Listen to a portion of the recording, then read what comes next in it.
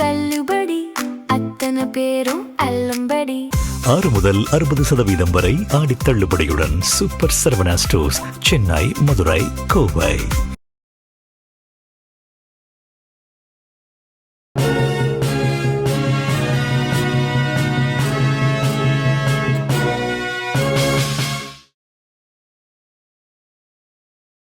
வணக்கம்.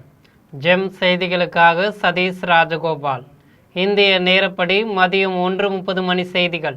முதலில் ஜெம் தலைப்பு செய்திகளை காணலாம். இந்தோனேசிய அதிபர் மாளிகையில் பிரதமர் நரேந்திர மோடிக்கு இராணுவ அணிவகுப்பு மரியாதை. ஸ்டார் ஆஃப் இந்தோனேசியா என்ற உயரிய விருதை பிரதமர் மோடிக்கு வழங்கினார் இந்தோனேசிய அதிபர். கேரளத்தின் வயநாடு மாவட்டத்தில் தொடர் கனமழையால் சுரங்கப்பாதையில் நிலச்சரிவு. இடிபாடுகளுக்குள் சிக்கிய தொழிலாளர்களை மீட்கும் பணிகளில் மீட்பு படையினர் மும்முரம். அரசு வழக்கறிஞர்கள் நியமனம் நேர்மையாக நடைபெற்றுள்ளதாக சட்டத்துறை அமைச்சர் நிர்மல்குமார் பேட்டி. யாராவது பணம் பெற்றிருந்தால் அது குறித்து புகார் அளிக்கலாம் என்று அறிவிப்பு. காங்கிரஸ் வழக்கறிஞர்களை அரசு வழக்கறிஞர்கள் நியமனம் செய்யவில்லை என்று கார்த்திக் சிதம்பரம் சுட்டிக்காட்டல். அரசு வழக்கறிஞர் நியமனத்தில் ஊழல் நடைபெற்றுள்ளதாகவும் குற்றச்சாட்டு. இரட்டைமலை சீனிவாசன் பிறந்த நாளை ஒட்டி தமிழ்நாடு முதலமைச்சர் ஜோசப் விஜய் புகழஞ்சலி. சமூக நீதிக்காக அவர் ஏற்றிய ஒளிவிளக்கு தலைமுறைகளை கடந்து நம்மை வழிநடத்தும் என்றும் கருத்து. அகமதாபாத் தொடர் குண்டுவெடிப்பு வழக்கில் குற்றவாளிகளில் 38 பேருக்கு மரண தண்டனை, மேலும் 11 பேருக்கு ஆயுள் தண்டனை. சிறப்பு நீதிமன்றம் வழங்கிய தீர்ப்பை அப்படியே உறுதி செய்தது குஜராத் உயர் நீதிமன்றம். ஈரானில் ஒப்பந்தம் எட்டப்படும் அல்லது அவர்களின் கதை முடிக்கப்படும் என்று ட்ரம்ப் எச்சரிக்கை. மக்களை பாதிக்கக்கூடிய செயலை செய்ய விருப்பமில்லை என்று ட்ரம்ப் அறிவிப்பு. இனி விரிவான செய்திகளை காணலாம். இந்தோனேசியாவில் பிரதமர் நரேந்திர மோடிக்கு உயரிய விருது வழங்கப்பட்டு உள்ளது. இரு நாடுகளிடையே பல்வேறு துறைகளில் ஒத்துழைப்பை வலுப்படுத்துவது குறித்து புரிந்துணர்வு உடன்பாடு கையொப்பமாகி உள்ளது. பிரதமர் நரேந்திர மோடி இந்தோனேசியாவில் 3 நாள் சுற்றுப்பயணம் மேற்கொண்டு உள்ளார். தலைநகர் ஜகத்ராவில் உள்ள அதிபர் மாளிகை முன் பிரதமர் மோடிக்கு இராணுவ அணிவகுப்பு மரியாதை அளிக்கப்பட்டது. அந்நாட்டு அதிபர் பிரபவ சுபியாந்தோவின் மாளிகையை பிரதமர் நரேந்திர மோடி பேட்டரி காரில் சுற்றி பார்த்தார். அப்போது பள்ளி மாணவர்கள் இருபுறமும் நின்று கொடிகளை ஆட்டி அவர்களுக்கு வரவேற்பு அளித்தனர். பிரதமர் நரேந்திர மோடிக்கு இந்தோனேசியாவில் குடிமக்களுக்கு வழங்கப்படும் உயரிய விருதான ஸ்டார் ஆஃப் இந்தோனேசியா என்கிற விருதை அந்நாட்டு அதிபர் பிரபவ சுபியாந்தோ வழங்கி சிறப்பித்தார்.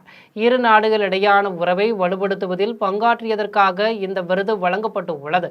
இந்த விருது அந்நாட்டு மொழியில் பின்தாங் ரிபப்ளிக் இந்தோனேசியா அதிபூர்ணா என்று அழைக்கப்படுகிறது.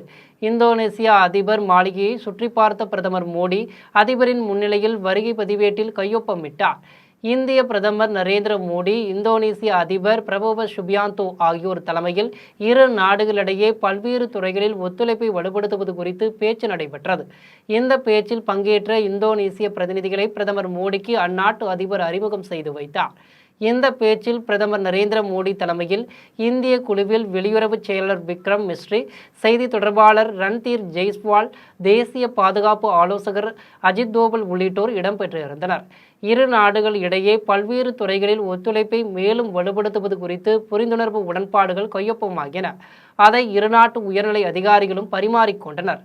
இருநாட்டு உயர்நிலை குழுக்களும் பேச்சு நடத்தியதன் பின் இருநாட்டு தலைவர்களும் கூட்டாக செய்தியாளர்களை சந்தித்தனர். அப்போது இருநாட்டு உறவுகளில் ஒரு புதிய பொற்காலம் தொடங்கியுள்ளதாக பிரதமர் நரேந்திர மோடி குறிப்பிட்டார். பாலஸ்தீன சிக்கலை தீர்க்கவும் நீண்டகால அமைதிக்கும் இரு நாடுகள் என்பதே தீர்வாகும் என்றும் அந்த தீர்மானத்தை இந்தியா ஆதரிப்பதாகவும் பிரதமர் மோடி தெரிவித்தார். பெங்களூரில் உள்ள இந்திய மேலாண்மை நிறுவனம் இந்தோனேசியாவில் ஒரு வளாகத்தை தொடங்கும் என்றும் பிரதமர் மோடி அறிவித்தார். பொன்னான இந்தோனேசியா, வளர்ச்சியடைந்த இந்தியா என்கிற கனவுகளை நனவாக்க இரு நாடுகளும் ஒன்றாக பாடுபடும் என்று தெரிவித்தார்.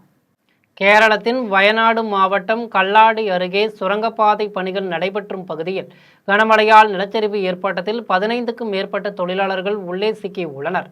பாதிக்கப்பட்ட பகுதியில் தீயணைப்பு துறையினரும் உள்ளூர் மக்களும் மீட்பு பணியில் ஈடுபட்டு உள்ளனர். கேரள மாநிலம் வயநாடு மாவட்டத்தில் மேப்பாடி கல்லாடி இடையிலான சுரங்கப்பாதை பணிகள் தீவிரமாக நடைபெற்று வருகின்றன. இந்நிலையில் இப்பகுதியில் பெய்த கனமழையால் கல்லாடி அருகே சுரங்கப்பாதை பணிகள் நடைபெற்று வரும் பகுதி அருகே நிலச்சரிவு ஏற்பட்டு உள்ளது. இதில் பணிகளுக்காக கொண்டுவரப்பட்ட பல வாகனங்களும் தொழிலாளர்கள் 15க்கும் மேற்பட்டோரும் மண்ணில் புதைந்துள்ளதாக தகவல்கள் வெளியாகியுள்ளன. தொடர்ந்து கனமழை பெய்து வருவதால் மண்ணில் புதைந்தவர்களை தேடும் பணிகளில் தாமதம் ஏற்பட்டு உள்ளது. எனினும் தீயணைப்பு துறையினரும் அப்பகுதி பொதுமக்களும் இணைந்து மண்ணில் புதைந்தவர்களை மீட்கும் பணிகளில் தீவிரமாக ஈடுபட்டு வருகின்றனர். பாதிக்கப்பட்ட பகுதிக்கு தேசிய பேரிடர் மீட்பு படையினர் அனுப்பி வைக்கப்பட்டு உள்ளனர். இதுவரை 5 தொழிலாளர்கள் மீட்கப்பட்டுள்ள நிலையில் மேலும் மண்ணில் புதைந்துள்ளவர்களை மீட்கும் நடவடிக்கை தொடர்ந்து நடைபெற்று வருகிறது. நிலச்சரிவு காரணமாக முண்டகயம் சூரல்மலை சாலையில் வாகன போக்குவரத்து முற்றிலும் தடைபட்டு உள்ளது. 2024ஆம் ஆண்டு வயநாடு முண்டகயம் சூரல் மலைப்பகுதியில் ஏற்பட்ட நிலச்சரிவில் 100க்கும் மேற்பட்டோர் உயிரிழந்தனர் என்பது குறிப்பிடத்தக்கது. அரசு வழக்கறிஞர்கள் நியமனம் 100 விழுக்காடு நேர்மையாக நடைபெற்று உள்ளதாக சட்டத்துறை அமைச்சர் நிர்மல்குமார் தெரிவித்துள்ளார். சென்னை தலைமைச் செயலகத்தில் மின்சாரம் மற்றும் சட்டத்துறை அமைச்சர் நிர்மல்குமார் செய்தியாளர்களிடம் பேசினார். அப்போது அரசு வழக்கறிஞர் நியமனம் குறித்து தவறான தகவல்கள் பரப்பப்படுவதாக தெரிவித்தார். அரசு வழக்கறிஞர்கள் நியமனம் 100 விழுக்காடு நேர்மையாகவும் வெளிப்படையான முறையிலும் நடைபெறுகிறது என்றும் தகுதியானவர் மட்டுமே அரசு வழக்கறிஞராக நியமிக்கப்படுவார்கள் என்றும் உறுதியளித்தார். தொடர்ந்து பேசிய அமைச்சர் நிர்மல்குமார் அரசு வழக்கறிஞர் நியமனத்தில் யாராவது பணம் பெற்றால் புகார் தெரிவிக்கலாம் என்று தெரிவித்தார். அரசு வழக்கறிஞர்கள் நியமனம் என்பது 6 மாத காலத்திற்கானது மட்டுமே என்றும் அவர் குறிப்பிட்டார். அமைச்சர் கீர்த்தனா அரசு பள்ளியில் ஆய்வு செய்து தொடர்பான கேள்விக்கு பதிலளித்த அவர், தேவையில்லாத ஆய்வுகள் செய்ய வேண்டாம் என முதலமைச்சர் அறிவுறுத்தி உள்ளதாகவும் அவர் எந்த நோக்கத்தில் ஆய்வு செய்துள்ளார் என தெரியவில்லை என்றும் தெரிவித்தார். திமுக ஆட்சியில் கட்சி விழாக்களுக்கு அரசு பள்ளி மேஜை நாற்காலிகள் பயன்படுத்தப்பட்டன என்றும் குற்றம் சாட்டினார். இல்லை யாராவது அவங்க பணம் பெற்றார்கள் இல்லை யார் பேரை தான் பயன்படுத்தினார்கள். 2 நாளுக்கு முன்னாடி கூட என்னுடைய பேரை பயன்படுத்தி சோலாரில் யாரோ ஒரு நபர் இது தவறாக பயன்படுத்தி வசூலில் ஈடுபடுறான்னு வந்துச்சு. உடனடியாக நாங்களே கம்ப்ளைண்ட் கொடுத்து 2 நாட்களுக்கு முன்னால் அவர் கைது செய்யப்பட்டார். ஒரு நபர் கைது செய்யப்பட்டு அவர் ஆல்ரெடி கஸ்டடியில் இருக்கிறார். ஸோ அந்த மாதிரி யாராவது அமைச்சர் பேரோ இல்லை வேறு யாராவது எங்கள் கட்சியினர் பேரோ இல்லை வேறு யார் பேரையோ தவறாக பயன்படுத்தினார். 2 நாளுக்கு முன்னாடி ஒரு நபருடைய என் பேரை பயன்படுத்துகிறாருன்னு என் அலுவலகத்திலேருந்து கூப்பிட்றான்னு சொல்லி தகவல் வந்தது. உடனடியாக நானே கம்ப்ளைண்ட் கொடுத்து அந்த நபர் கைது செய்யப்பட்டு விட்டார். 2 நாள் ஆச்சு. அது மாதிரி யாரெல்லாம் இதில் தவறாக நடந்துக்கிறாங்களோ இல்லை யார் பேரை தவறாக பயன்படுத்துகிறாங்களோ உடனடியாக புகார் அளித்தால் 100% வெளிப்படைப்பாக தான். இரட்டைமலை சீனிவாசன் சமூக நீதிக்காக ஏற்றிய ஒளிவிளக்கு தலைமுறைகளை கடந்து நம்மை வழிநடத்தும் நிலையான பேரொளியாக திகழ்வதாக முதலமைச்சர் விஜய் தெரிவித்துள்ளார். இரட்டைமலை சீனிவாசனின் பிறந்தநாளை ஒட்டி முதலமைச்சர் விஜய் தனது சமூக வலைதள பக்கத்தில் செய்தி வெளியிட்டுள்ளார். அதில் சமூக நீதியின் முன்னோடியாகவும் ஒடுக்கப்பட்ட மக்களின் உரிமை குரலாகவும் திகழ்ந்த அவருக்கு மரியாதையையும் புகழ் வணக்கத்தையும் செலுத்துவதாக தெரிவித்துள்ளார். கல்வி, சுயமரியாதை, சமத்துவம் மற்றும் சமூக நீதிக்காக அவர் ஏற்றிய ஒளிவிளக்கு தலைமுறைகளை கடந்து நம்மை வழிநடத்தும் நிலையான பேரொளியாக திகழ்வதாக தெரிவித்துள்ளார். திமுக தலைவர் மு.க.ஸ்டாலின் வெளியிட்டுள்ள பதிவில், ஒடுக்கப்பட்ட மக்களின் அரசியல் உரிமைகளுக்காக இரட்டைமலை சீனிவாசன் வட்டமேசை மாநாட்டில் ஓங்கி ஒலித்த லண்டனில் இருந்து அவரது பிறந்தநாளில் தன் வணக்கத்தை செலுத்துவதாக தெரிவித்துள்ளார். நம் மண்ணில் தீண்டத்தகாதவர்களுக்கென ஒடுக்கப்பட்ட மக்களின் நிலையை உணர்த்துவதற்காக 5ஆம் ஜார்ஜ் மன்னருடன் கைகுலுக்க மறுத்த அவரது துணிச்சலை நினைத்து பெருமிதம் கொள்வதாக குறிப்பிட்டுள்ளார். அதிமுக பொதுச் செயலாளர் எடப்பாடி பழனிசாமி, கல்வியே ஒடுக்கப்பட்டோரின் பேராயுதம் என்று முழங்கி வாழ்நாள் முழுவதும் சமூக நீதிக்காக போராடிய சமூக சீர்திருத்த புரட்சியாளர் இரட்டைமலை சீனிவாசனின் பிறந்தநாளில் அவரது பெரும்புகழை போற்றி வணங்குவதாக தெரிவித்துள்ளார். குஜராத் மாநிலம் அகமதாபாத்தில் 2008ஆம் ஆண்டு நிகழ்த்தப்பட்ட தொடர் குண்டுவெடிப்பு வழக்கில் குற்றவாளிகளில் 38 பேருக்கு மரண தண்டனையையும் மேலும் 11 பேருக்கு வாழ்நாள் சிறை தண்டனையையும் உயர்நீதிமன்றம் உறுதி செய்துள்ளது. 2008ஆம் ஆண்டு ஜூலை 26ஆம் நாள் குஜராத்தின் அகமதாபாத்தில் 70 நிமிடங்களுக்குள் 21 இடங்களில் நிகழ்ந்த குண்டு வெடிப்புகளில் 56 பேர் உயிரிழந்தனர். 200க்கும் மேற்பட்டோர் காயமடைந்தனர். இந்த குண்டுவெடிப்புக்கு ஹர்கத்துல் ஜிகாத் அல் இஸ்லாமி என்ற அமைப்பு பொறுப்பேற்றது. இந்த வழக்கை தேசிய புலனாய்வு முகமை புலனாய்வு செய்தது. இந்த வழக்கை விசாரித்த சிறப்பு நீதிமன்றம் 2022ஆம் ஆண்டு தீர்ப்பளித்தது. அதில் குற்றவாளிகளில் 38 பேருக்கு மரண தண்டனையையும் 11 பேருக்கு வாழ்நாள் சிறை தண்டனையும் விதித்தது. தண்டனை விதிக்கப்பட்ட குற்றவாளிகள் குஜராத் உயர்நீதிமன்றத்தில் மேல்முறையீடு செய்தனர். இந்த மேல்முறையீட்டு வழக்கில் உயர்நீதிமன்றம் இன்று தீர்ப்பளித்தது. அதில் குற்றவாளிகள் அனைவரின் மேல்முறையீட்டையும் தள்ளுபடி செய்து உள்ளது. சிறப்பு நீதிமன்றம் கூறியபடி குற்றவாளிகள் 38 பேருக்கு மரண தண்டனையையும் 11 பேருக்கு வாழ்நாள் சிறை தண்டனையும் உறுதிப்படுத்தியுள்ளது. இந்த குண்டுவெடிப்புகளில் உயிரிழந்தோர் குடும்பங்களுக்கு 10 லட்சம் ரூபாய் இழப்பீடு வழங்க உத்தரவிட்டுள்ளது. படுகாயமடைந்தோருக்கு 5 லட்சம் ரூபாயும் சிறுகாயமடைந்தோருக்கு 1 லட்சம் ரூபாயும் வழங்க உத்தரவிட்டுள்ளது. காங்கிரஸ் வழக்கறிஞர்களை அரசு வழக்கறிஞர்களை நியமனம் செய்யவில்லை என்றும் இதனால் வழக்கறிஞர் நியமனத்தில் ஊழல் நடைபெற்றுள்ளதாகவும் கார்த்திக் சிதம்பரம் குற்றம் சாட்டியுள்ளார். சென்னையில் இருந்து விமானத்தில் மதுரைக்கு வந்த சிவகங்கை நாடாளுமன்ற உறுப்பினர் கார்த்திக் சிதம்பரம் செய்தியாளர்களிடம் பேசினார். அப்போது தாவேக்கு ஆட்சி 5 ஆண்டுகளுக்கு களையப் போவதில்லை என்றும் இதனால் ஆட்சியில் இருப்பவர்கள் கவலைப்பட தேவையில்லை என்றும் தெரிவித்தார். தாவேக்கு கூட்டணியில் இருந்து யாரும் விட்டு போகப் போவதில்லை என்பதால் யாரையும் சேர்த்து கொள்ள வேண்டியதில்லை என்றும் குறிப்பிட்டார். அரசு வழக்கறிஞர் நியமனத்தில் ஊழல் நடைபெற்றிருப்பதாக குற்றம் சாட்டப்படுவது பற்றிய வினாவுக்கு பதிலளித்த அவர், காங்கிரஸ் சார்பாக கொடுக்கப்பட்டுள்ள பெயர்களை இன்னும் அரசு வழக்கறிஞராக நியமனம் செய்யவில்லை என்று தெரிவித்தார். 5 வருஷத்துக்கு ஆட்சி களைய போறதில்ல. ஆட்சியில் இருக்கவங்க அதை பத்தி கவலையே பட வேண்டாம். அவங்க யாரையும் சேர்த்துக்க கூட வேண்டாம். யாரும் அவங்கள விட்டுட்டு போறதில்ல. ரிலாக்ஸ்டா 5 வருஷம் ஆட்சி பண்ணலாம். வெளியே இருக்கவங்க யாராவது ஆட்சியை கவுக்குறதுன்னு நினைச்சாங்கன்னா அதுவும் நடக்காது. அதனால இந்த முயற்சியை யாராவது செஞ்சாங்களான்னு எனக்கு தெரியாது. செஞ்சாங்கன்னா அது வெற்றி அடையாது. ஆனா ஆட்சியில் இருக்கவங்க இதை பத்தி கவலையே பட வேண்டாம். யாரும் அவங்கள விட்டுட்டு போறதில்ல. ஈரானில் ஒன்று ஒப்பந்தம் எட்டப்படும் அல்லது அவர்களின் கதை முடிக்கப்படும் என்று அமெரிக்க அதிபர் டொனால்ட் ட்ரம்ப் எச்சரிக்கை விடுத்துள்ளார். ஈரானில் மறைந்த உயர் தலைவர் அயதுல்லா அலி கமேனிக்கான இறுதி சடங்குகள் மும்முரமாக நடைபெற்று வரும் நிலையில் வெள்ளை மாளிகையில் அமெரிக்க அதிபர் டொனால்ட் ட்ரம்ப் செய்தியாளர்களிடம் பேசினார். அப்போது ஈரானில் ஒன்று ஒப்பந்தம் எட்டப்படும் அல்லது அவர்களின் கதை முடிக்கப்படும் என்று எச்சரிக்கை விடுத்தார். அதை முடிப்பது கடினமாக இருக்காது என்றும் தம்மால் ஒரே மணி நேரத்தில் அவர்களுடைய பாலங்களை இடித்து தள்ள முடியும் என்றும் தெரிவித்தார். தொடர்ந்து பேசிய ட்ரம்ப் தான் ஒரு ஒப்பந்தம் செய்து கொள்வதையே விரும்புவதாகவும் மக்களை பாதிக்கக்கூடிய செயலை செய்ய விரும்பவில்லை என்றும் கூறினார். தற்போது கச்சா எண்ணெய் விலை அதிகமாக குறைந்து இருப்பதாக தெரிவித்தார். ஈரானில் ஆட்சி மாற்றத்தை தான் விரும்பவில்லை என்று குறிப்பிட்டார். காசிமேடு கடற்கரையை சுற்றுலா தலம் அமைப்பதற்கு அனுமதி மற்றும் இப்பகுதி மக்களுக்கு வேலைவாய்ப்பு என ஆக்கப்பூர்வமான பணிகள் மேற்கொள்ளப்படும் என்று சுற்றுலாத்துறை அமைச்சர் ராஜேஷ்குமார் தெரிவித்துள்ளார். சென்னை காசிமேடு கடற்கரை பகுதியில் சுற்றுலாத்துறை அமைச்சர் ராஜேஷ்குமார் மற்றும் நிதித்துறை அமைச்சர் மரிய வில்சன் ஆகியோர் ஆய்வு மேற்கொண்டனர். இதில் பெருநகர மாநகராட்சி காங்கிரஸ் மாமன்ற தலைவர் திரவியம், வடசென்னை கிழக்கு மாவட்ட காங்கிரஸ் தலைவர் மதா ரம்மாகனி, பாரத் காங்கிரஸ் மற்றும் தாவைக்கு நிர்வாகிகள் உள்ளிட்ட ஏராளமானோர் உடன் இருந்தனர். இதனைத் தொடர்ந்து காங்கிரஸ் கட்சியின் சுற்றுலாத்துறை அமைச்சர் ராஜேஷ்குமார் செய்தியாளர்களை சந்தித்து பேசிய போது, கடற்கரை ஒழுங்குமுறை ஆணையமிடம் காசிமேடு கடற்கரையை மேம்படுத்துவதற்காக அனுமதி பெற வேண்டும் நிலை உள்ளதாகவும் சுற்றுலா தலம் அமைப்பதற்கு அனுமதி மற்றும் இப்பகுதி மக்களுக்கு வேலைவாய்ப்பு என ஆக்கப்பூர்வமான பணிகள் மேற்கொள்ளப்படும் என்றும் தெரிவித்தார். லஞ்ச லாவண்யம் அற்ற அரசாக இருக்க வேண்டும் என்று தமிழக முதல்வர் தெரிவித்துள்ளதாக கூறினார். இல்லை, சுற்றுலாத்துறையை பொறுத்தவரை நல்ல பொட்டன்ஷியல் இருக்குது. பட்டு இப்போ நான் கன்னியாகுமரி மாவட்டத்தில் இருந்து வர்றேன். எங்கள் பக்கத்தில் இருக்கக்கூடிய கேரளா மாநிலத்தில் ரொம்ப நல்லா பண்ணியிருக்காங்க. அதையெல்லாம் நாங்கள் பார்த்து மற்ற மாநிலங்களை காட்டிலும் தமிழ்நாட்டில் நல்ல ஒரு மற்றவங்க பார்க்கக்கூடிய அளவில் மிகப்பெரிய அளவில் இது பொட்டன்ஷியலாக உருவாக்கணும்னு எங்களுடைய மதிப்பிற்குரிய மாண்புமிகு முதல்வர் அவருடைய கவனத்திற்கு கொண்டு சென்று ஏற்கனவே எலெக்ஷன் மேனிஃபெஸ்டோவில் நிறைய திட்டங்களை சொல்லியிருக்காங்க. இப்போ வரக்கூடிய மெயின் பட்ஜெட்டில் கூட நிதியமைச்சர் இங்கே இருக்காங்க. அவங்கள்ட்ட கூட நாங்கள் சில திட்டங்கள் கேட்டிருக்கோம். ஏன்னா எல்லாத்துலேயும் நிதின்னு ஒரு விஷயம் இருக்குது. அது எந்த அளவுக்கு, ஏன்னா முதல்வர் ரொம்ப எல்லாத்தையும் நல்லா பண்ணணும், ஒருங்கிணைந்து நம்ம அந்த சுற்றுலா திட்டத்தை மேம்படுத்தணும்னு சொல்லியிருக்காங்க.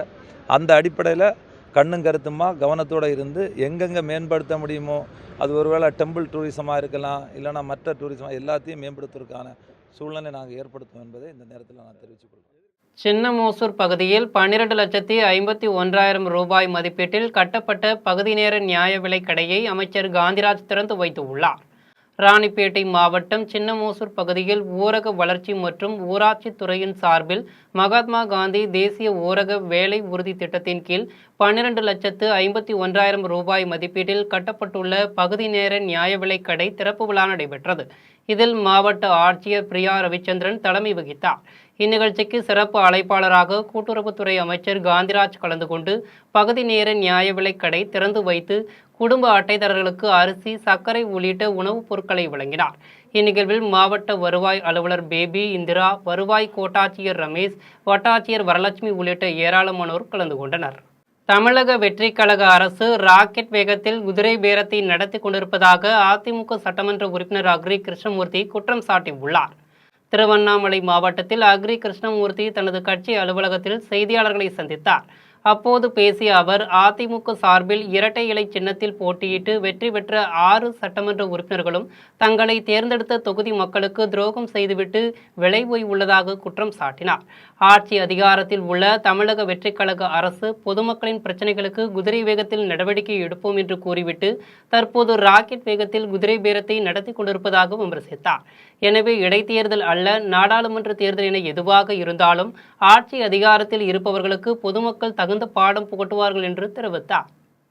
ஆட்சி அதிகாரத்தில் இருக்கின்ற தமிழக வெற்றிக் கழகம் மக்களுடைய பிரச்சனைகளை பற்றி எந்த விதமான முன்னேற்பாடுகளை பற்றியோ எடுக்கப்பட வேண்டிய நடவடிக்கைகளை குறித்தோ தமிழகத்திலே ஏற்பட்டிருக்கின்ற சட்டம் ஒழுங்கு பிரச்சனைகளை குறித்தோ நாள்தோறும் நடைபெற்றுக் கொண்டிருக்கின்ற பாலியல் பலாத்காரங்கள் குறித்தோ எந்த விதமான நடவடிக்கையும் மேற்கொள்ளவில்லை. மாறாக இந்த அரசு குதிரை பேரத்தை நாங்கள் குதிரை வேகத்தில் நடவடிக்கை எடுப்போம் என்று சொன்ன அரசு மாறாக இன்றைக்கு ராக்கெட் வேகத்தில் குதிரை பேரத்தை நடத்தி கொண்டிருக்கிறது.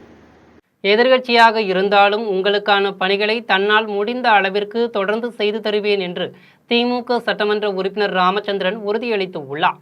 விருதுநகர் மாவட்டம் அருப்புக்கோட்டை சட்டமன்ற தொகுதியில் வெற்றி பெற்ற திமுக சட்டமன்ற உறுப்பினர் ராமச்சந்திரன் தனக்கு வாக்களித்த மக்களுக்கு நேரில் சென்று நன்றி தெரிவித்தார். அப்போது திமுக நிர்வாகிகளும் பொதுமக்களும் அவருக்கு சால்வை அணிவித்து சிறப்பான வரவேற்பு அளித்தனர். தொடர்ந்து பொதுமக்களிடையே பேசிய அவர், எதிர்க்கட்சியாக இருந்தாலும் உங்களுக்கான பணிகளை தன்னால் முடிந்த அளவிற்கு தொடர்ந்து செய்து தருவேன் என்று உறுதியளித்தார். திண்டுக்கல் மாநகராட்சி கூட்டத்தில் தீர்மானங்கள் முழுமையாக வாசிக்கப்படாமல் நிறைவேற்றப்பட்டதால் ஜனநாயகத்தின் குரல் வழியை நெரிக்கும் செயல் என்று 14வது வார்டு பாஜக மாமன்ற உறுப்பினர் தனபால் குற்றம் சாட்டியுள்ளார். திண்டுக்கல் மாநகராட்சியின் மாமன்ற கூட்டம் மேயர் இளமதி தலைமையில் நடைபெற்றது. இக்கூட்டத்தில் மார்க்சிஸ்ட் கம்யூனிஸ்ட் கட்சியின் 2வது வார்டு உறுப்பினர் கணேசன் பேசியபோது, ஆத்தூர் காமராஜர் தடுப்பணையை பாதுகாக்க மேயரும் ஆணையாளரும் உடனடியாக ஆய்வு செய்ய வேண்டும் என்று, தனியார் நிறுவனங்கள் அங்கிருந்து பல்லாயிரம் லிட்டர் தண்ணீரை எடுப்பதை தடுக்க வேண்டும் என்று வலியுறுத்தினார். இது தொடர்பாக ஆணையாளர் விளக்கம் அளித்தபோது, ஆத்தூர் அணையில் தற்போது தண்ணீர் இல்லாததால் காவிரி கூட்டு குடிநீர் திட்டம் மூலம் கூடுதல் தண்ணீர் பெற நடவடிக்கை எடுக்கப்பட்டு வருவதாக தெரிவித்தார். இதைத் தொடர்ந்து 14வது வார்டு பாஜக உறுப்பினர் தனபால் பேசியபோது, 2 மாதங்களுக்கு பிறகு நடைபெறும் கூட்டத்தில் முழு தீர்மானங்களையும் வாசிக்காமல் வெறும் 17 தீர்மானங்களை மட்டும் படித்துவிட்டு பெயரளவில் கூட்டம் முடிந்ததாக கூறுவது ஜனநாயகத்தின் குரல் வழியை நெரிக்கும் செயல் என்று குற்றம் சாட்டினார். தொடக்க வேளாண்மை கூட்டுறவு சங்கங்களில் நவீன கண்காணிப்பு கேமராக்கள் பொருத்தப்பட வேண்டும் என்று கூட்டுறவு சங்க செயலாளர்களுக்கு காவல் துணை கண்காணிப்பாளர் சுந்தரபாண்டியன் ஆலோசனை வழங்கினார்.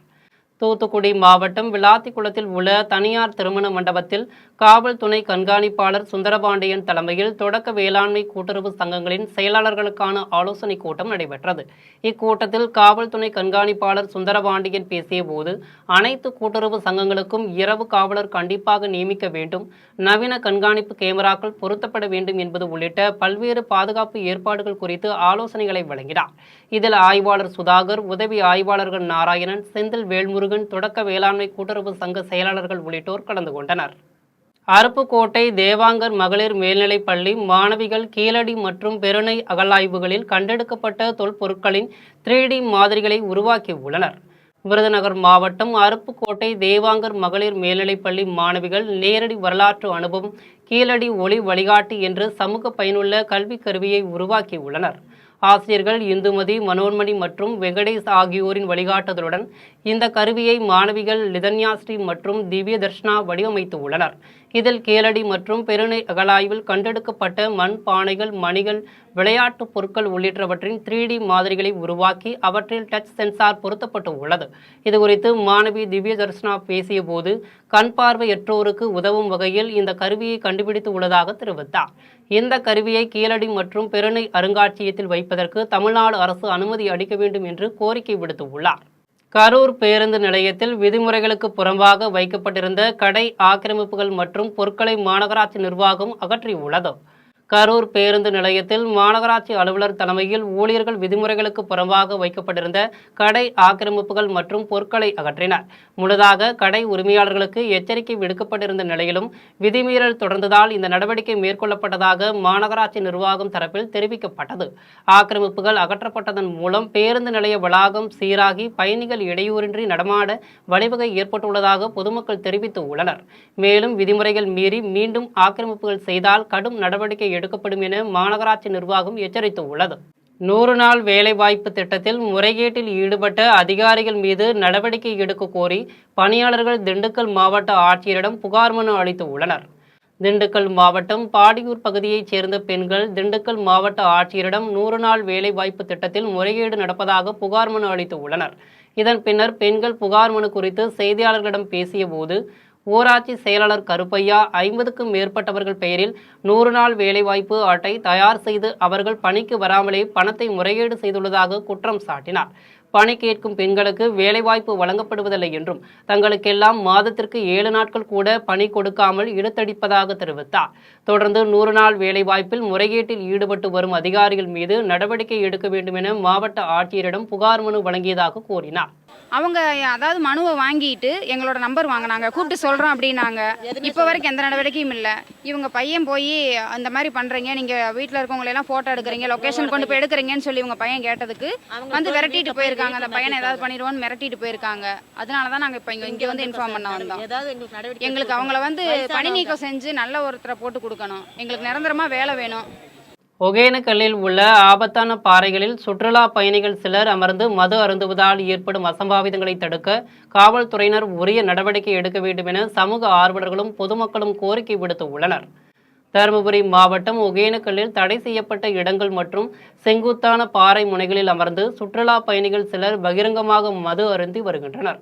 இதனால் ஆழமான நீர்நிலைகளிலோ அல்லது பாறைகளுக்கு இடையேயான இடுக்குகளிலோ விழுந்து பெரும் விபத்துகள் ஏற்படும் அபாயம் இங்கு நாளுக்கு நாள் அதிகரித்து வருகிறது. எனவே எந்தவித அசம்பாவிதமும் நடப்பதற்கு முன்பாக விதிமுறைகளை மீறி மது அருந்துவோர் மற்றும் பொதுமக்களுக்கு இடையூறு விளைவிப்போர் மீது காவல்துறையினர் கடுமையான சட்ட நடவடிக்கை எடுக்க வேண்டும் என சமூக ஆர்வலர்களும் பொதுமக்களும் கோரிக்கை விடுத்துள்ளனர். காரைக்காலில் அதிவேகமாக செல்லக்கூடிய வாகனங்களுக்கு தானியங்கி கருவி மூலம் போக்குவரத்து காவல்துறையினர் அபராதம் விதிக்கும் பணியில் தீவிரமாக ஈடுபட்டு உள்ளனர். புதுச்சேரி மாநிலம் காரைக்காலில் சாலை விபத்துகளை தடுக்கும் வகையில் போக்குவரத்து காவல்துறையினர் தானியங்கி அபராதம் விதிக்கும் வாகனத்தை பயன்படுத்தி வாகன ஓட்டிகள் விதிமீறல்களை கண்டறிந்து நடவடிக்கை எடுக்கும் பணியில் ஈடுபட்டனர். அப்போது நெடுஞ்சாலை மற்றும் நகர பகுதிகளில் அதிவேகமாக செல்லும் வாகனங்கள் மற்றும் இருசக்கர வாகனங்களில் 3 பேர் பயணம் செய்பவர்களை கண்டறிந்து சம்பவ இடத்திலேயே இணையதளம் மூலம் உடனடியாக அபராதம் விதித்தனர். இதில் போக்குவரத்து காவல் கண்காணிப்பாளர் மர்த்தினி உள்ளிட்ட காவல்துறையினர் ஆய்வில் ஈடுபட்டனர். ஆணவ படுகொலைக்கு எதிராக தனி சிறப்பு சட்டம் இயற்ற வலியுறுத்தி கரூரில் திராவிட இயக்க தமிழர் பேரவை உள்ளிட்ட பல்வேறு அமைப்புகள் சார்பில் கண்டன ஆர்ப்பாட்டம் நடைபெற்றது. ஆணவ படுகொலைக்கு எதிராக தனி சிறப்பு சட்டம் இயற்ற வேண்டும் என வலியுறுத்தி கரூர் வட்டார போக்குவரத்து அலுவலகம் முன் திராவிட இயக்க தமிழர் பேரவையின் மாநில தலைவர் சண்முகம் தலைமையில் கண்டன ஆர்ப்பாட்டம் நடைபெற்றது. இதில் திராவிட இயக்க தமிழர் பேரவையின் மாநில தலைவர் சண்முகம் ஆணவ படுகொலை கண்டித்தும் அதற்கு இயற்றப்பட வேண்டிய சட்டத்தின் அவசியம் குறித்தும் உரையாற்றினார். தொடர்ந்து ஆணவ படுகொலைக்கு எதிராக தனி சிறப்பு சட்டம் இயற்ற வேண்டும் என்பது உள்ளிட்ட பல்வேறு கோரிக்கைகளை வலியுறுத்தி கோஷங்களை எழுப்பி ஆர்ப்பாட்டத்தில் ஈடுபட்டனர். இதில் தோழர்களம் உள்ளிட்ட பல்வேறு அமைப்பினர் கலந்து கொண்டனர். போஸ்டர் ஓட்டும் தொழிலை அளிக்காமல் வழிகாட்டு நெறிமுறைகளை உருவாக்க வேண்டும் என வலியுறுத்தி மதுரையில் தமிழ்நாடு விளம்பர பணியாளர்கள் சங்கத்தினர் உண்ணாவிரத போராட்டத்தில் ஈடுபட்டு உள்ளனர். போஸ்டர் ஓட்டும் தொழிலை அளிக்காமல் வழிகாட்டு நெறிமுறைகளை உருவாக்க வேண்டும் என வலியுறுத்தி மதுரை பழங்காநத்தத்தில் தமிழ்நாடு விளம்பர பணியாளர்கள் சங்க தலைவர் முத்துசாமி தலைமையில் உண்ணாவிரத போராட்டம் நடைபெற்றது. இதில் உயர்நீதிமன்ற வழக்கறிஞர் கண்ணன்குமார் பங்கேற்று உண்ணாவிரத போராட்டத்தை துவக்கி வைத்தார். தொடர்ந்து போராட்டத்தில் பணிநேர விபத்துகளுக்கான அரசு காப்பீட்டு திட்டம் அமல்படுத்தப்பட வேண்டும், தமிழ்நாடு விளம்பர பணியாளர்களுக்கு என தனி நலவாரியம் அமைக்கப்பட வேண்டும் என்பது உள்ளிட்ட பல்வேறு கோரிக்கைகளை வலியுறுத்தி கோஷங்களை எழுப்பினர். இதில் சுரேஷ், பாலமுருகன், கலைச்சந்திரன், சுல்தான், நாகூர் உள்ளிட்ட சங்க நிர்வாகிகளும் தொழிலாளர்களும் கலந்து கொண்டனர். இப்பொழுது ஆட்சி மாற்றம் வந்த பிறகு இந்த தொழிலாளர்களை இது பர்டிகுலராக ஆணையாளர் அவர்கள் இது செய்வது இது எந்த வழியில் நியாயம் என்று தெரியவில்லை. அப்போ ஆகவே அவர்களுக்கு வந்த ரத்தம் இவர்களுக்கு வந்த தக்காளி சட்னி என்று சொல்லுவார்கள். ஆகவே நீதிமன்றத்தை நீதியரசர் கொடுத்ததை மதிக்காத ஆணையாளர் அவர்கள் உடனடியாக அதை அப்புறப்படுத்தினர்.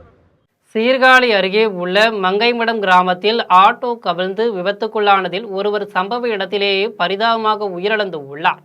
மயிலாடுதுறை மாவட்டம் குட்டியாண்டியூர் மீனவ கிராமத்தில் இருந்து தொடுவாய் மீனவ கிராமத்திற்கு துக்க நிகழ்வுக்காக 10 பேர் ஆட்டோவில் சென்று உள்ளனர். தொடுவாயில் துக்க நிகழ்வில் பங்கேற்று மீண்டும் தங்களது சொந்த ஊருக்கு திரும்பியுள்ளனர். அப்போது மங்கைமடம் கிராமத்தில் ஆட்டோ எதிர்பாராத விதமாக பள்ளத்தில் கவிழ்ந்து விபத்துக்குள்ளானது. இந்த விபத்தில் கலையரசி என்பவர் சம்பவ இடத்திலேயே பரிதாபமாக உயிரிழந்த நிலையில் படுகாயமடைந்த 9 பேர் சிகிச்சைக்காக அரசு மருத்துவமனைக்கு அனுப்பி வைக்கப்பட்டு உள்ளனர். இந்த சம்பவம் குறித்து திருவெண்காடு காவல்துறையினர் வழக்கு பதிவு செய்து விசாரணை மேற்கொண்டு வருகின்றனர். தென்காசி மாவட்டம் தமிழக கேரள எல்லை பகுதியில் அமைந்துள்ள புளியரை வட்டார போக்குவரத்து சோதனை சாவடியில் லஞ்சம் தலைவிரித்தாடுவது வீடியோ மூலம் அம்பலமாகியுள்ளது. தென்காசி மாவட்டம் புளியரை சோதனை சாவடி வழியாக கேரளத்துக்கு நாள்தோறும் நூற்றுக்கணக்கான லாரிகளில் கற்கள் ஏற்றி செல்லப்படுகின்றன. இந்நிலையில் இந்த சோதனை சாவடி வழியாக செல்லும் லாரிகளிடம் 2.5 லட்சம் ரூபாய் லஞ்சம் தரப்படுவதாக பல்வேறு ஆதாரங்களுடன் கேரள பத்திரிகைகள் அம்பலப்படுத்தி உள்ளன. புளியரை சோதனை சாவடியில் கற்கள் ஏற்றி வரும் ஒரு லாரிக்கு 200 ரூபாய் முதல் 400 ரூபாய் வரை லஞ்சம் வாங்குவதாக கூறப்படும் வீடியோ மாத்ருபூமி ஊடகத்தில் வெளியாகியுள்ளது. அந்த செய்தியில் கூறப்படும் குற்றச்சாட்டின் அடிப்படையில் தமிழக லஞ்ச ஒழிப்பு துறையினர் புளியரை சோதனை சாவடியில் உள்ள CCTV காட்சிகளை உடனடியாக ஆய்வு செய்ய வேண்டும் என்று சமூக ஆர்வலர்கள் கோரிக்கை விடுத்துள்ளனர். குற்றச்சாட்டுகள் குறித்து முழுமையான விசாரணை நடத்தி தவறு செய்தவர்கள் யாராக இருந்தாலும் சட்டப்படி கடுமையான நடவடிக்கை எடுக்க வேண்டும் என்றும் சமூக ஆர்வலர்களும் பொதுமக்களும் கோரிக்கை விடுத்துள்ளனர். ஆண்டுக்கு ஒருமுறை மட்டுமே இரவில் பூக்கும் பிரம்ம கமலம் பூக்கள் தருமபுரி செந்தில் நகரில் உள்ள ஒரு வீட்டில் மலர்ந்துள்ளதை அப்பகுதி மக்கள் கண்டு செல்கின்றனர். தருமபுரி செந்தில் நகரில் மணிவண்ணன், பூங்கொடி ஆகியோரின் வீட்டில் பிரம்மகமலம் பூ பூத்து உள்ளது. இதனை அப்பகுதி மக்கள் வியப்புடன் கண்டு செல்கின்றனர். ஆண்டுக்கு ஒருமுறை நள்ளிரவில் மலர்ந்து அதிகாலையில் உதிர்ந்து போகும் தன்மை கொண்ட பிரம்மகமலம் இமயமலையில் வளரும் அரிய வகை மலராகும். குடியிருப்புகளில் மிக குறைந்த அளவே பூக்கும். கடவுளான பிரம்மாவுக்கு உகந்த பூவாக கருதப்படுவதால் பிரம்மகமலம் என்று அழைக்கப்படுகிறது. அரிய வகை பூ என அழைக்கப்படும் பிரம்மகமலம் தருமபுரியில் பூத்திருப்பதை அப்பகுதி மக்கள் இரவு முழுவதும் கண்டு வழிபட்டனர். அப்போது சிறப்பு பூஜை நடத்தப்பட்டது. கர்நாடக அணைகளில் இருந்து தண்ணீர் திறக்கப்படாததால் தருமபுரி மாவட்டம் ஒகேனக்கல்லில் காவிரி ஆறு வறண்டு காணப்படுகிறது. பார்க்கும் இடமெல்லாம் பாறைகளாக தெரிவதால் சுற்றுலா பயணிகள் ஏமாற்றத்துடன் திரும்பி சென்றனர்.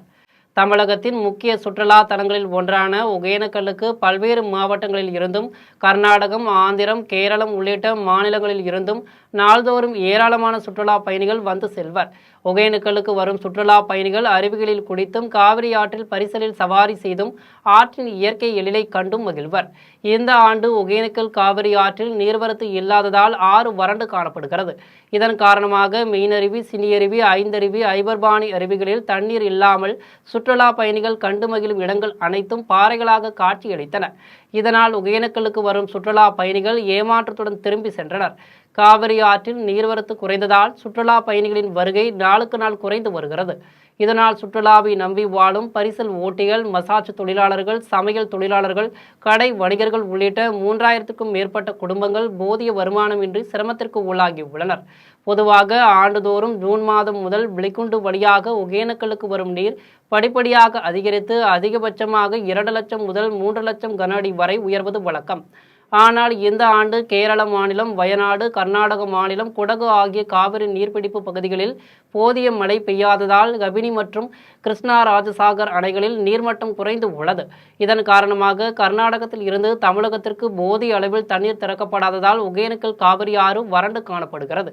எனவே தமிழக அரசு உரிய நடவடிக்கை எடுத்து கர்நாடக அரசிடம் இருந்து தமிழகத்திற்கு வரவேண்டிய காவிரி நீரை பெற்றுத்தர வேண்டும் என்று பொதுமக்களும் விவசாயிகளும் கோரிக்கை விடுத்துள்ளனர். சாத்தான்குளத்தில் சேகரிக்கப்படும் குப்பைகள் அனைத்தும் நெல்லை திருச்செந்தூர் பிரதான சாலை ஓரத்தில் கொட்டப்பட்டு எரிக்கப்படுவதால் பொதுமக்கள் மற்றும் வாகன ஓட்டிகள் பெரும் சிரமம் அடைந்து உள்ளனர். தூத்துக்குடி மாவட்டம் சாத்தான்குளத்தில் சேகரிக்கப்படும் குப்பைகள் அனைத்தும் நெல்லை திருச்செந்தூர் பிரதான சாலை ஓரத்தில் கொட்டப்பட்டு வருகின்றன.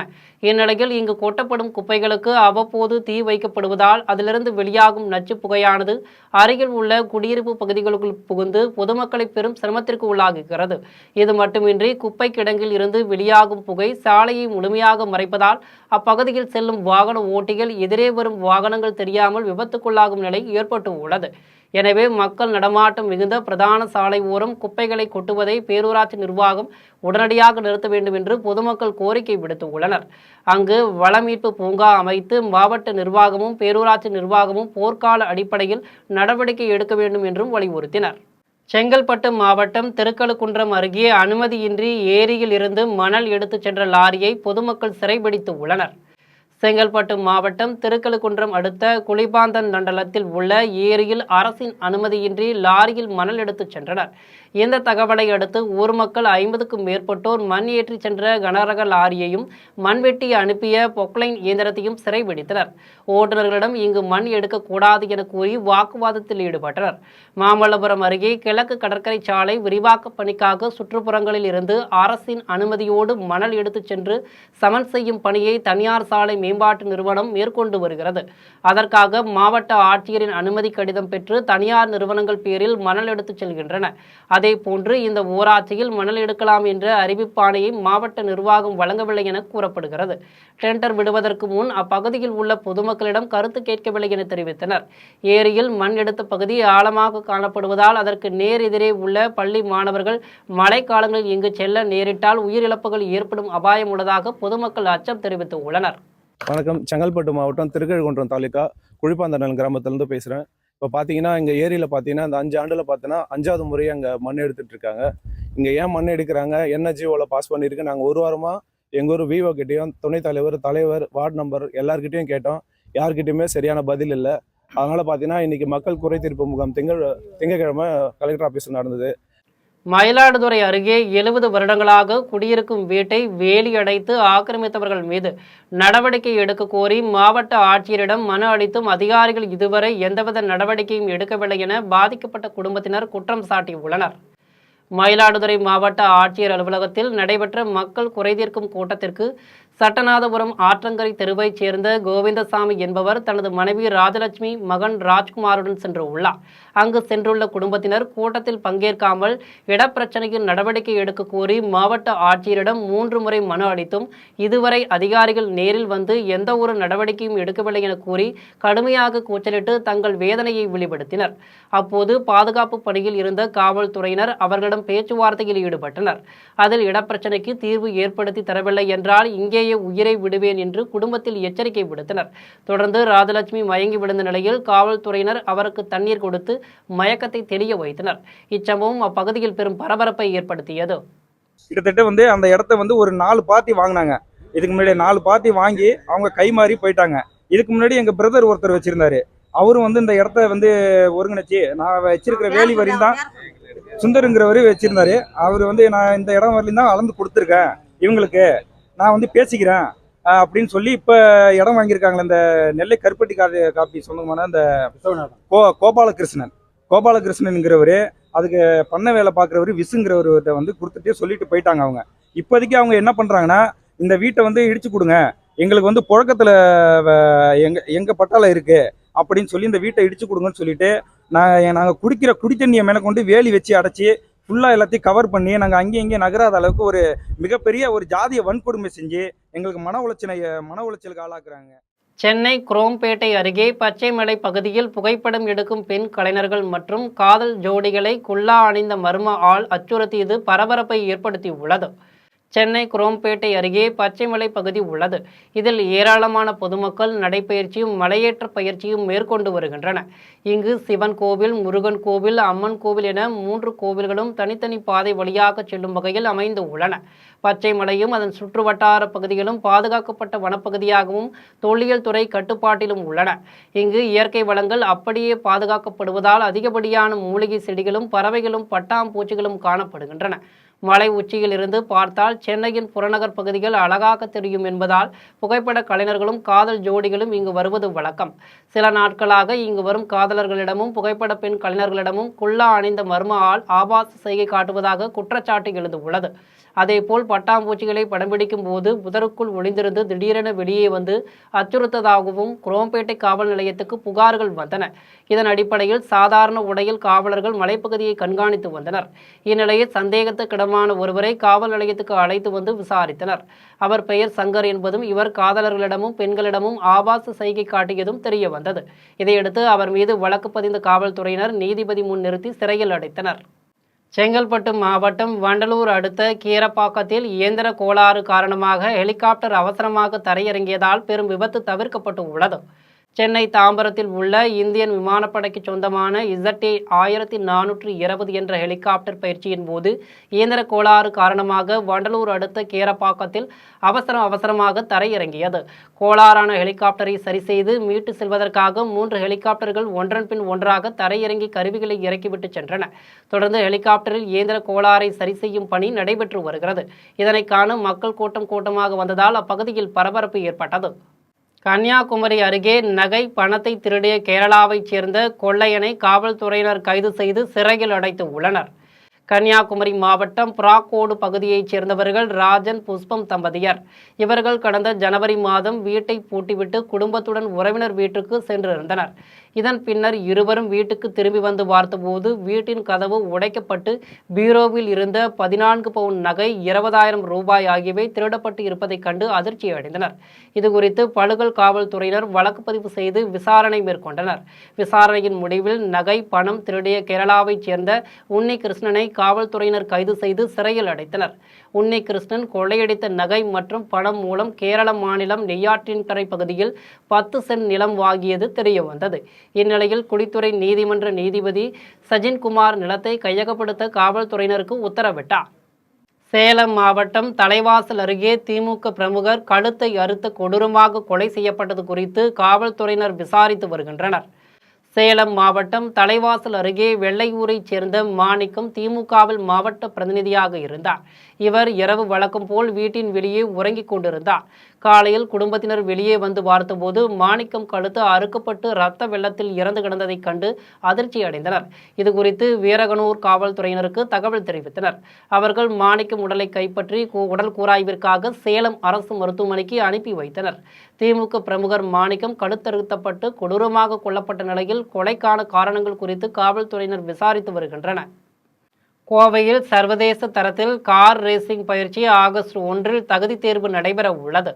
கோவையில் சர்வதேச கார் பந்தயங்களில் பங்கேற்கும் இளைஞர்களை உருவாக்கும் நோக்கில் விஷன் 4 மோட்டார் ஸ்போர்ட்ஸ் மற்றும் கரி ஸ்போர்ட்ஸ் இணைந்து நடத்தும் south Indian auto cross league 2வது சீசனில் இந்த ஆண்டு முதல் கிராஸ்காட் பிரிவு அறிமுகப்படுத்தப்பட உள்ளது. மண், கற்கள், மணல் உள்ளிட்ட ஆஃப் ரோட் பாதைகளில் அதிவேகமாக இயக்கும் வகையில் வடிவமைக்கப்பட்ட இந்த வாகனங்கள் சர்வதேச தரநிலைகளின் அடிப்படையில் உள்நாட்டிலேயே உருவாக்கப்பட்டு உள்ளன. இந்த பிரிவில் பங்கேற்க விரும்பும் ஓட்டுநர்களுக்கான தகுதி தேர்வு ஆகஸ்ட் 1ஆம் தேதி நடைபெறும் என்று போட்டி ஒருங்கிணைப்பாளர்கள் தெரிவித்தனர். இனி வருவது திரையுலக செய்திகள். கேரளாவில் யானை தந்தங்கள் விவகாரத்தில் மோகன்லாலின் புதிய அறிவிப்பு கவனம் பெற்று உள்ளது. கேரளாவில் சட்டவிரோதமாக வீடுகளில் வைத்திருக்கும் யானை தந்தங்கள் மற்றும் வனவிலங்கு பொருட்கள் குறித்து தாங்களாகவே தகவல் அளிப்பவர்களுக்கு சட்ட நடவடிக்கையில் விலக்கு அளிக்கப்படும் என்ற வனத்துறையின் அறிவிப்பை தொடர்ந்து நடிகர் மோகன்லால் தனது வீட்டில் 10 யானை தந்தங்கள் மற்றும் 13 தந்தங்களால் செய்யப்பட்ட சிலைகள் இருப்பதாக அதிகாரப்பூர்வமாக தெரிவித்தார். அவை பரிசாக கிடைத்தவை மற்றும் குடும்ப பாரம்பரியமாக வந்தவை என அவர் விளக்கம் அளித்துள்ளார். ஏற்கனவே அவரது வீட்டில் இருந்த 4 யானை தந்தங்கள் தொடர்பான வழக்கு நிலுவையில் உள்ள நிலையில் தற்போது கூடுதலாக 6 தந்தங்கள் இருப்பதையும் அறிவித்திருப்பது கவனம் பெற்று உள்ளது. இனி வருவது உலக செய்திகள்.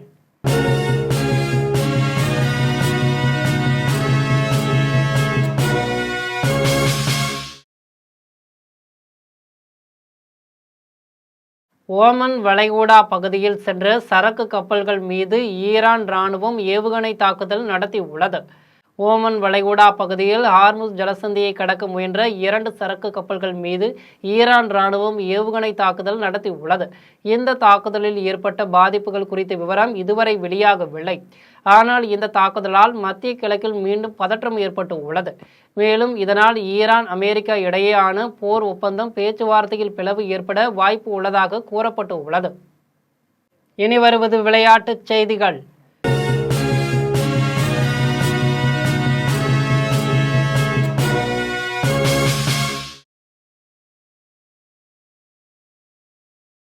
உலகக்கோப்பை கால்பந்து தொடரின் 16வது சுற்று போட்டியில் அமெரிக்காவை வீழ்த்தி பெல்ஜியம் அணி வெற்றி பெற்று உள்ளது. அமெரிக்காவில் தலைநகர் வாஷிங்டனில் உள்ள சியாட்டில் நகரில் உலகக்கோப்பை கால்பந்து தொடரின் 16வது சுற்றுப் போட்டி நடைபெற்றது. இந்த போட்டியில் அமெரிக்கா மற்றும் பெல்ஜியம் அணிகள் மோதின. இதில் சிறப்பாக விளையாடிய பெல்ஜியம் அணி 4-1 என்ற கோல் கணக்கில் அமெரிக்காவை வீழ்த்தியது. இதன் மூலம் பெல்ஜியம் அணி வெற்றி பெற்று காலிறுதி சுற்றுப் போட்டிக்கு முன்னேறியது. அதே நேரத்தில் அமெரிக்க அணி நடப்பு தொடரில் இருந்து வெளியேறியது. இனி வருவது தங்கம், வெள்ளி மற்றும் பங்குச்சந்தை விலை நிலவரம். சென்னையில் ஆபரண தங்கம் இன்று ஒரு சவரன் 1,07,200 ரூபாய்க்கு விற்பனை செய்யப்படுகிறது. சென்னையில் இன்று ஆபரண தங்கத்தின் விலை கிராமுக்கு 160 ரூபாய் குறைந்து 13,400 ரூபாய்க்கு விற்பனை செய்யப்படுகிறது. மேலும் ஒரு சவரன் 1,280 ரூபாய் குறைந்து 1,07,200 ரூபாய்க்கு விற்பனை செய்யப்படுகிறது. 24 கேரட் தூய தங்கம் ஒரு சவரன் 1,16,944 ரூபாய்க்கு விற்பனை செய்யப்படுகிறது. மேலும் 1 கிராம் வெள்ளி 250 ரூபாய்க்கும் 1 கிலோ வெள்ளி 2,50,000 ரூபாய்க்கும் விற்பனை செய்யப்படுகிறது. இந்திய பங்குச் சந்தைகளில் வணிகம் இன்று உயர்வுடன் காணப்படுகிறது. மும்பை பங்குச்சந்தை பங்கு விலை குறியீட்டு எண் சென்செக்ஸ் 309 புள்ளிகள் அதிகரித்து 78,594 புள்ளிகளில் வணிகமாகிறது. தேசிய பங்குச்சந்தை பங்கு விலை குறியீட்டு எண் நிப்டி 85 புள்ளிகள் அதிகரித்து 24,515 புள்ளிகளில் வணிகமாகிறது. மீண்டும் ஜெம் தலைப்பு செய்திகள். இந்தோனேசிய அதிபர் மாளிகையில் பிரதமர் நரேந்திர மோடிக்கு இராணுவ அணிவகுப்பு மரியாதை. ஸ்டார் ஆஃப் இந்தோனேசியா என்ற உயரிய விருதை பிரதமர் மோடிக்கு வழங்கினார் இந்தோனேசிய அதிபர். கேரளத்தின் வயநாடு மாவட்டத்தில் தொடர் கனமழையால் சுரங்கப்பாதையில் நிலச்சரிவு. இடிபாடுகளுக்குள் சிக்கிய தொழிலாளர்களை மீட்கும் பணிகளில் மீட்புப் படையினர் மும்முரம். அரசு வழக்கறிஞர்கள் நியமனம் நேர்மையாக நடைபெற்றுள்ளதாக சட்டத்துறை அமைச்சர் நிர்மல்குமார் பேட்டி. யாராவது பணம் பெற்றிருந்தால் அது குறித்து புகார் அளிக்கலாம் என்று அறிவிப்பு. காங்கிரஸ் வழக்கறிஞர்களை அரசு வழக்கறிஞர்கள் நியமனம் செய்யவில்லை என்று கார்த்திக் சிதம்பரம் சுட்டிக்காட்டல். அரசு வழக்கறிஞர் நியமனத்தில் ஊழல் நடைபெற்றுள்ளதாகவும் குற்றச்சாட்டு. இரட்டைமலை சீனிவாசன் பிறந்த நாளை ஒட்டி தமிழ்நாடு முதலமைச்சர் ஜோசப் விஜய் புகழஞ்சலி. சமூக நீதிக்காக அவர் ஏற்றிய ஒளிவிளக்கு தலைமுறைகளை கடந்து நம்மை வழிநடத்தும் என்றும் கருத்து. அகமதாபாத் தொடர் குண்டுவெடிப்பு வழக்கில் குற்றவாளிகளில் 38 பேருக்கு மரண தண்டனை, மேலும் 11 பேருக்கு ஆயுள் தண்டனை. சிறப்பு நீதிமன்றம் வழங்கிய தீர்ப்பை அப்படியே உறுதி செய்தது குஜராத் உயர் நீதிமன்றம். ஈரானில் ஒன்று ஒப்பந்தம் எட்டப்படும் அல்லது அவர்களின் கதை முடிக்கப்படும் என்று ட்ரம்ப் எச்சரிக்கை. மக்களை பாதிக்கக்கூடிய செயலை செய்ய விருப்பமில்லை என்று ட்ரம்ப் அறிவிப்பு. இத்துடன் ஜெம் செய்திகள் நிறைவடைகின்றன. மீண்டும் ஜெம் செய்திகள் மாலை 6 மணிக்கு. உடனுக்குடன் செய்திகளை காண gemlive.tv என்ற இணையதளத்தில் இணைந்திருங்கள். நன்றி, வணக்கம்.